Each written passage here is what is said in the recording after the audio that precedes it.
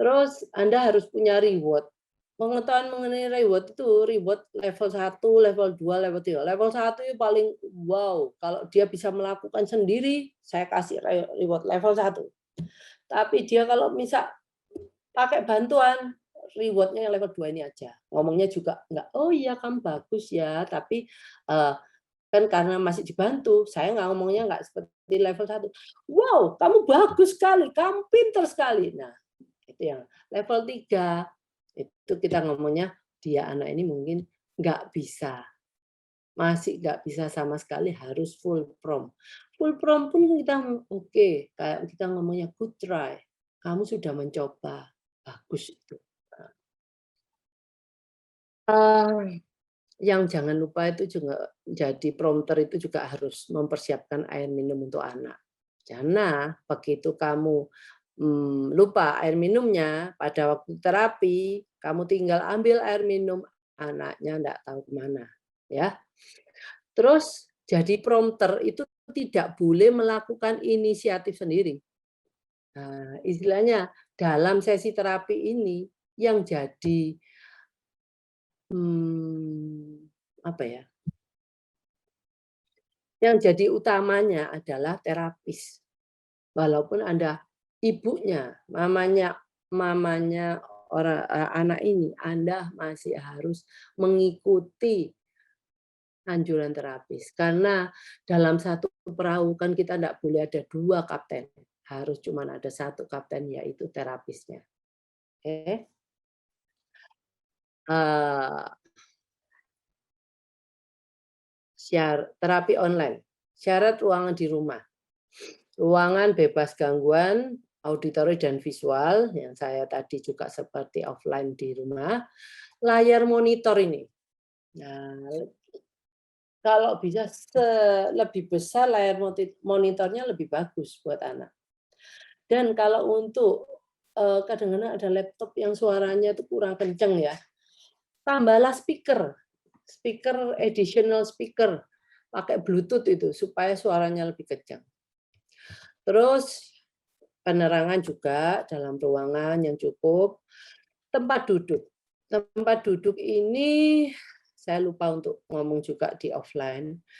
Kalau menyediakan tempat duduk untuk anak, memang tidak semua orang tua di rumah itu punya tempat duduk untuk anak. Semuanya tempat duduk dewasa. Jadi anak kalau duduk kakinya itu ngawang-ngawang gitu ya. Oke, kalau di situasi yang lain saya tidak apa-apa, tapi di situasi waktu kita belajar, usahakan anak ini telapak kakinya menapak lantai atau enggak menapak sesuatu. Nah, kalau kurang kursinya ketinggian, nah akhirnya kaki anak nggak sampai lantai, ambillah buku telepon. Buku telepon 3 biji mungkin ya.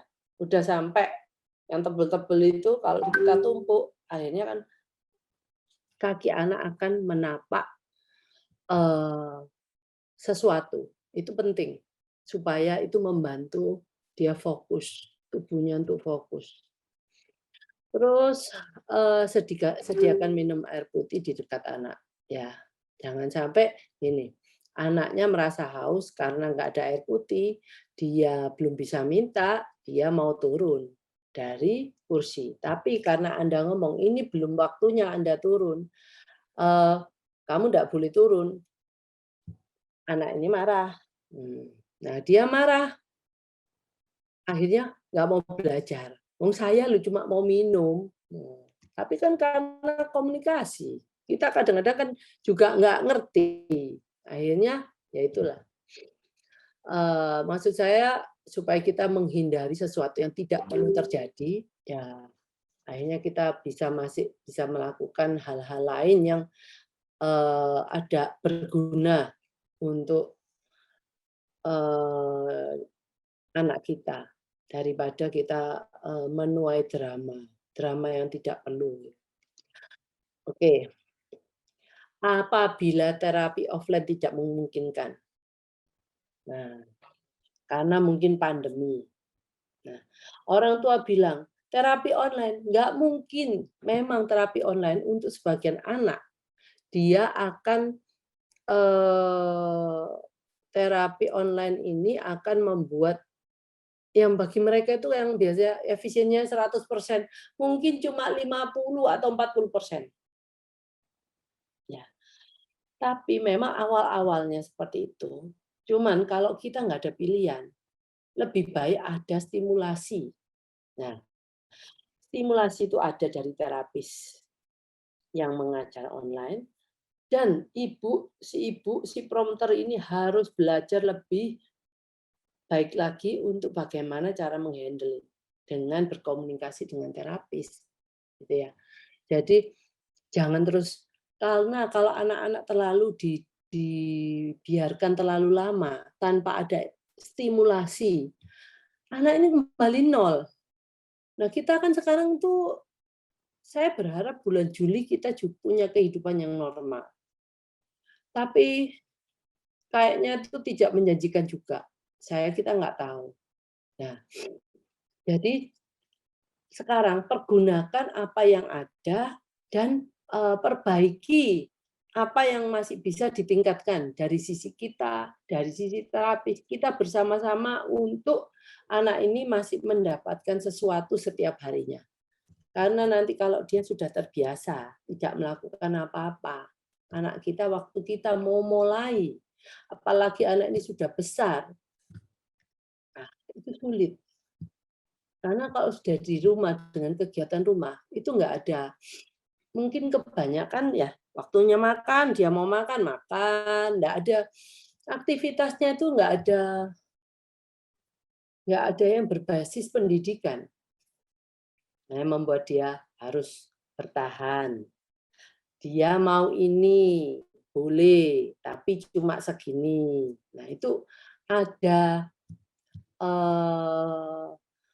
fakta-fakta yang kita bisa berikan di rumah, walaupun tanpa ada terapi. Jadi itu mungkin terapi cenderung mengasah ke behavior-nya. Materinya, ya apa yang Anda lakukan di rumah. Jangan biarkan dia seperti orang terjun bebas. Katanya makan kok, ya sudah, berikanlah makan apa yang dia mau. Nah, enggak. Nah, di setiap kegiatan di dalam rumah, kita bisa melakukan banyak hal yang berkaitan dengan behavior, perilaku. Nah, apabila rentang waktu terlalu lama vakum, maka anak-anak akan mendapatkan persepsi baru tentang kegiatan sehari-hari. Oh, dia ngomong, sekarang itu ya enak. Aku bangun tidur, aku bisa main-main sepuas aku, habis itu makan, habis itu tidur lagi. Nah, itulah. Jadi kalau anak nanti mengganti persepsi ini nanti sulit. Sulit mengembalikan kegiatan terapi ke dalam kegiatan sehari-hari apabila masa pandemi sudah berakhir. Nah, ini salah satu yang bukan pasti, tapi kemungkinan besar akan terjadi di anak kita. Ya, sekarang tinggal bagaimana kita melakukan itu di rumah. Oke, saya akan membicarakan yang terakhir adalah keuntungan terapi online. Karena pada waktu sekarang ini, pada waktu terapi online ini, sebenarnya saya lihat itu malah ada beberapa anak mendapat kemajuan lebih daripada terapi offline. Pengen tahu Ibu-Ibu kenapa? Padahal anaknya itu anak yang nggak mudah untuk diterapi. Kuncinya karena apa?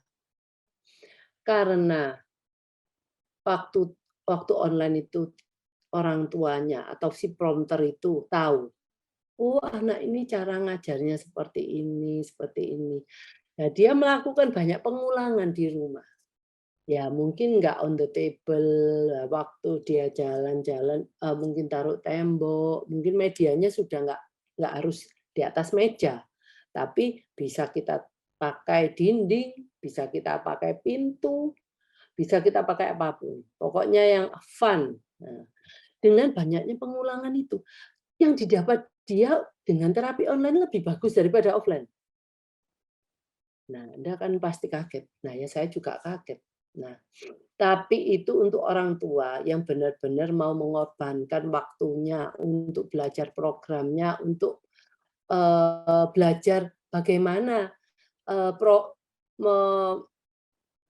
melakukan dengan alat peraga ini. Karena kita juga harus tahu intinya.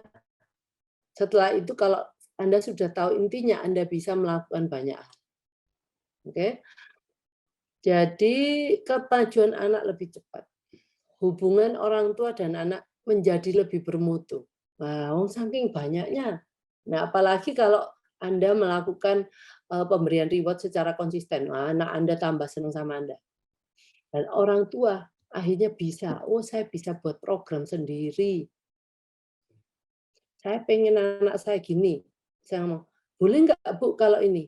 Ya mungkin komunikasi dengan terapis dulu. Karena kalau program kita terlalu tinggi, nantinya anak kita frustasi karena dipaksa-paksa, tidak bisa-bisa. Orang tua juga frustasi. Mungkin dia mau nyoba buat mengajar anaknya sendiri di rumah. Karena orang tua membuat program itu, kan ya kita itu harus ada ininya. Kalau kita kasihkan program itu untuk anak, kita tahu bahwa anak ini bisa melakukan di atas 50, ya 60-70%. Nah, 30%-nya itu usaha dia. Nah, kalau dia 100% tidak bisa, wah itu namanya saya ngomong program dead. Program sudah nggak bisa diapa-apain. Nanti akhirnya ini yang banyak terjadi terapis-terapis di rumah. Ya, terapis saya banyak, ex terapis mata hati pun banyak. Kalau di tempat kami, orang yang membuat program itu adalah orang lain. Terapis hanya mengajar.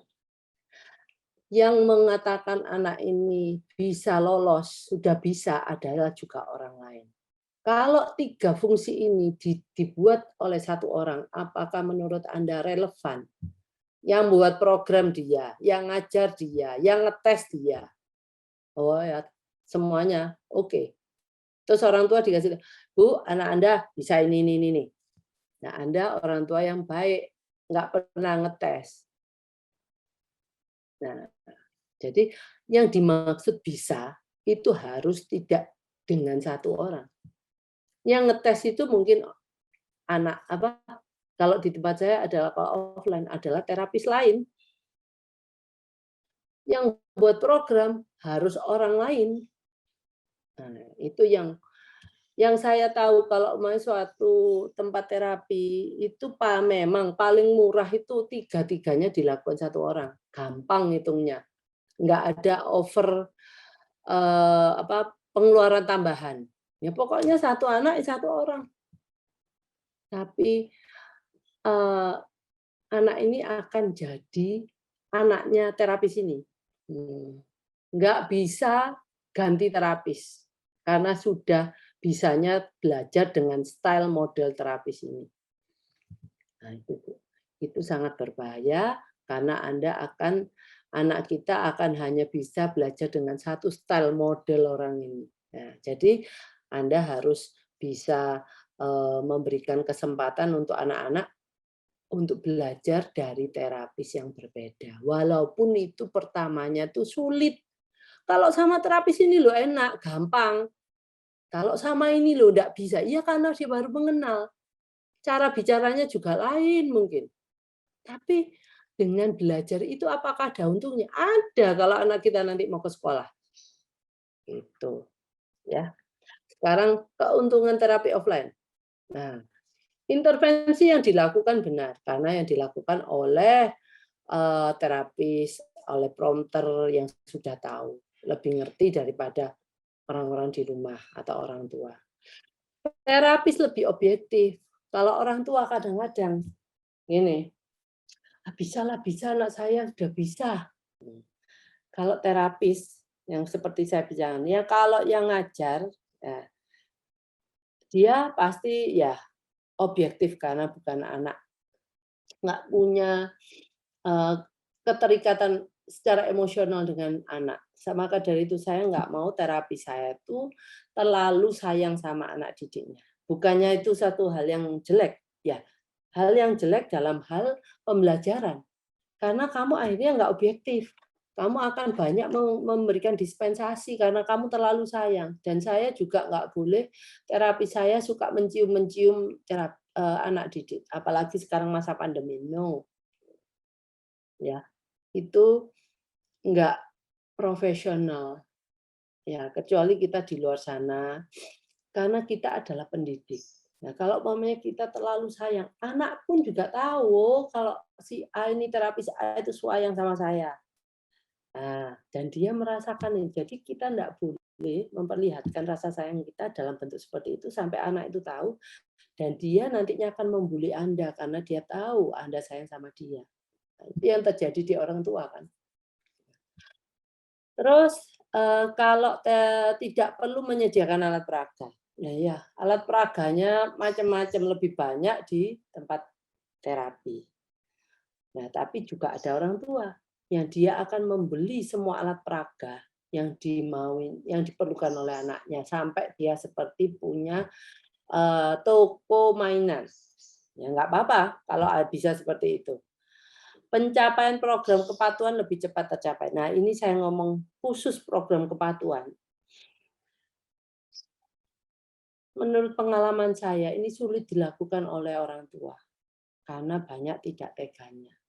Padahal program kepatuhan itu harus dicapai pertama kali sebelum kita mau mengajarkan apapun ke anak kita.